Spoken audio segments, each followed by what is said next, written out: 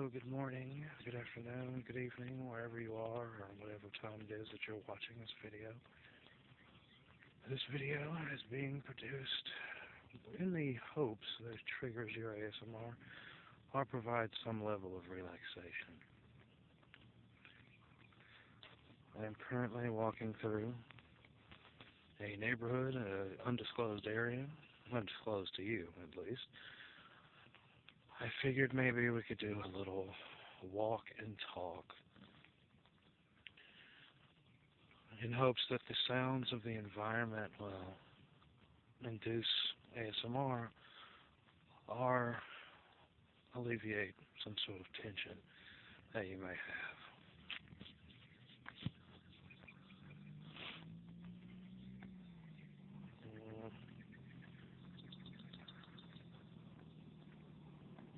It's very cloudy right now. It's a little wet on the streets because it's been raining overnight.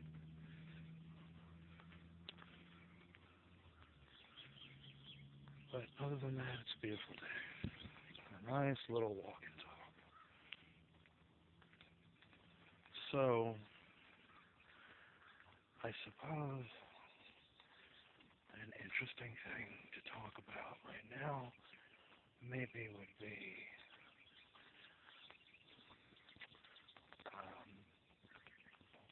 there was a shooting at a university in California yesterday, I believe. And the guy killed about 6 people. He himself was killed. So I thought maybe this little walk and talk would be a good opportunity to discuss mental illness.